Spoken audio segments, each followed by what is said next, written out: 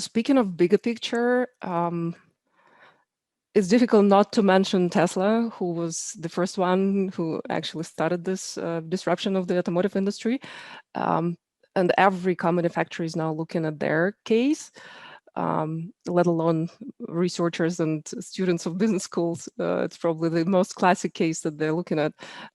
So definitely, we automotive manufacturers, we have to be bigger than just car manufacturer. Otherwise, we're going to get pushed out to the role of the supplier of the cars, because right now we are at the point where technological convergence, artificial intelligence with EV cars, they create a possibility for autonomous driving. So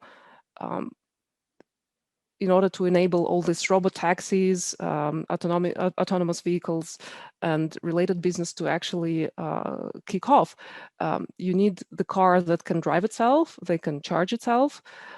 So you cannot do this with the cars that actually has to go to the gas station and somebody has to actually fill it in. So EVs is the perfect tool for the for this autonomous new business of autonomous vehicles. So the new ecosystem will actually will be necessary around the mobility services. There's different numbers for the new profitability opportunities. I think UBS gave the number of 20% by 2030, which is in 8 years, to become profit from the all kinds of autonomous businesses, autonomous driving businesses, being it driverless taxis, driverless delivery vehicles. And being just a supplier of the cars will mean that we will miss on the earning opportunities because we won't have the digital infrastructure to capture the service fees for the customers. We won't be able to capture charging fees for the customers. So the whole ecosystem definitely needs to be created around electric vehicles in order to be able to participate in this new business model. It is definitely a trend for consolidation in terms of business solution, whether it has to be in-house or it can be conglomeration out and outsourcing. That's up to business to decide. If one business can do everything in-house, yeah, like kudos to them. It's one way of doing this business. But ultimately, what matters that company can integrate itself into this chain of providing the service. All the companies, they need to understand where their place is in this new ecosystem, if they want to stay as a supplier of the parts, or supplier of the cars, or they want to be a provider of the digital services. For example, right now, Grab, Uber, and other mobility services, they already have this capability. They already have the infrastructure and customer database to be able to participate in this business.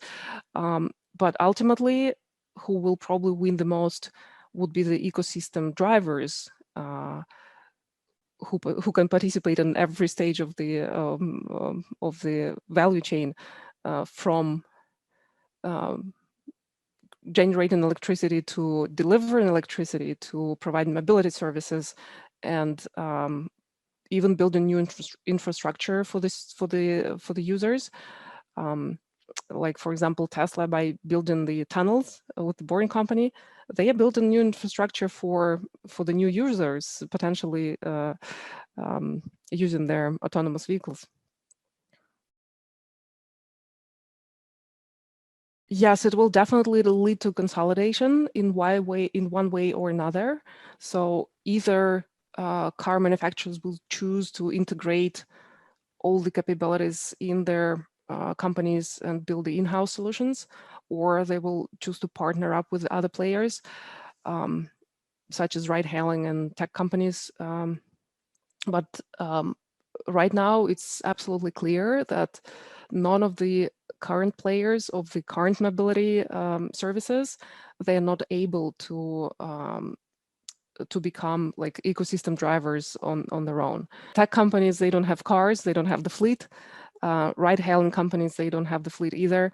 Car manufacturers, we have the fleet, we don't have the capabilities of the to provide the ride-hailing services. So these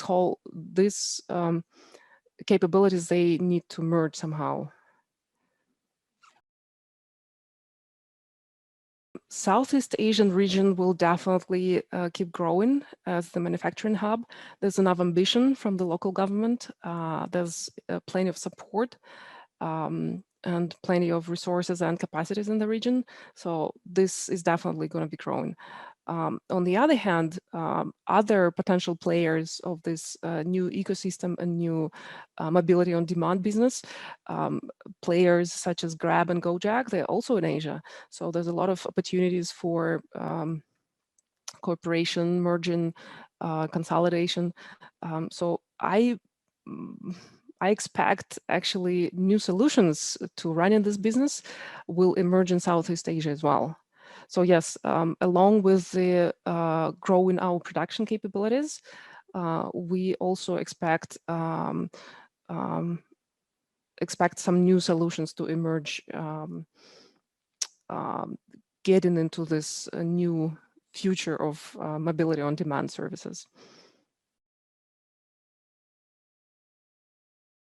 So if the government has a clear ambition of keeping the manufacturers in and developing, including developing new businesses, then the future is pretty clear with at least with the current situation. Uncertainties and volatilities still can disrupt any plans. But right now, for instance, with the Thai government, they have the clear electric vehicle strategy with the target of switching to 50% electric vehicle manufacturing by 2030 and 100% by 2035. So this is the ambition, and they encouraging all manufacturers to look for localization solutions. So if we commit to build electric cars, we commit to source electric batteries locally. So this is a pretty holistic approach. So I would expect the countries with the clear government regulation, government strategies to actually continue growing with the manufacturing, especially right now. Thailand being one of the, I think it's number 4 size-wise in terms of vehicle manufacturers in Southeast Asia. So they definitely want to keep that because it's the tax money, it's the thousands and thousands of employed people in the businesses, thousands of billions of dollars in the revenues. So yes, if the country has a clear strategy, then they will keep growing as a manufacturing hub. Malaysia is also really supporting, Malaysian government is really supporting the EV manufacturing as well. So from what we see right now, we can be pretty confident that manufacturing in these countries will definitely grow, regardless of if it's ICE vehicles or electric vehicles.